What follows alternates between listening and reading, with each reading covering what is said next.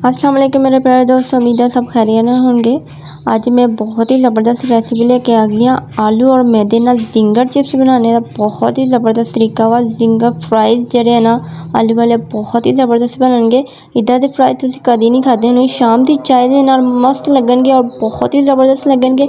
इन्हूं बनाने का तरीका थोड़ा जिहा यूनीक आ और इत्ते मैं एक टिप्स फॉलो कीती आ, बहुत ही आसानी नाल बन जांदे आ, बहुत ही ज़बरदस्त।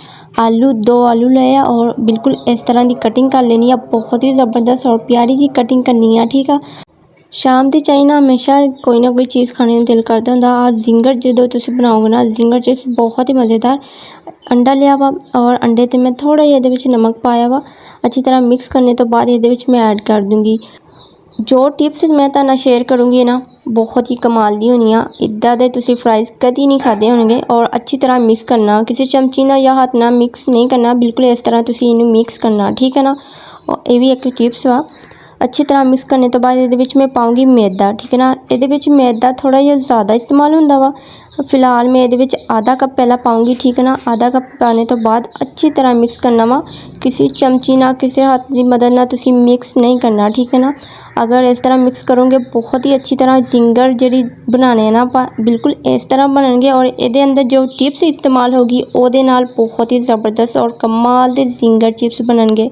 हमेशा तुसीं इदां बना के खाया करोगे। टिप्स ये आ, ਇਹਦੇ 'ਚ थोड़ा जिहा पानी पाऊँगी, बिल्कुल ड्रॉप पाने आ पानी दे, ठीक है ना। इन्ना ज़्यादा पानी इस्तेमाल नहीं करना। चम्मच ना आह वाला चम्मच ले लेना चावल वाला और ਇਹਦੇ ਵਿੱਚ मैं पानी थोड़ी जिहा इहदा ड्रॉप पाया, ज़्यादा पानी ऐड नहीं होएगा इन्ना, ठीक है।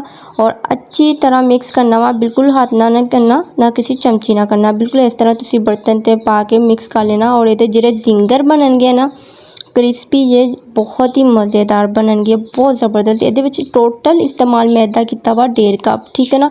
1.5 कप नालों थोड़ा जिहा कम आ और अच्छी तरह ये देखो फ्राइज़ देखो माशाल्लाह ज़बरदस्त, बहुत ही मज़ेदार। अगर वीडियो अच्छी लगे तो सब्सक्राइब ज़रूर कर दियो, ठीक है। इन्हूं फ्राई किद्दां करना वा, बिल्कुल एक एक ही तुसीं पाना। ये नहीं है तुसीं इक दफ़ सारियां तुसीं चिप्स सारी इहदे विच ऐड कर दो, नहीं, बिल्कुल कल्ली कल्ली चिप्स रखांगे ताकि एक दूसरे नाल चिपके ना। अच्छी तरह फ्राई करनी आ, हल्की अग थोड़ी रखांगे ताकि आलू कच्चे है ना, आलू बॉयल नहीं किए हुए, अच्छी तरह फ्राई हो जाएंगे और बहुत ही ज़्यादा इहदे जेह्ड़े क्रम्स हो गए ना, बहुत ही ज़्यादा क्रिस्पी होंगे। माशाल्लाह लुक देखो बहुत ही ज़बरदस्त आई आ।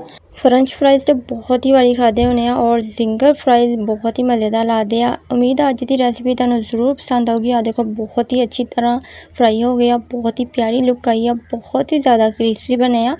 सारे मैं इस तरह फ्राई कर लूँगी और चाय शाम की चाय ना बहुत ही मज़ेदार लगदे आ। वैसे भी वड्डे आओ बच्चों नूं सबनूं ज़्यादा पसंद होंदे आ। देखो ये क्रम्स देखो माशाल्लाह और बहुत ही अच्छी इन्हां दी लुक, बहुत ही ज़बरदस्त लगन दे आ।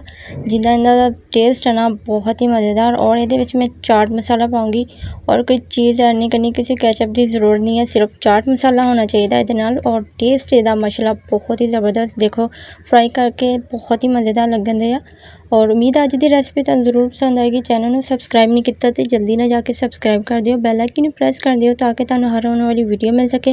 अपना बहुत सारा ख्याल रखियो, असीं फिर मिलांगे नवें चस्के ते नवीं रेसिपी दे नाल। ओके, अल्लाह हाफिज़।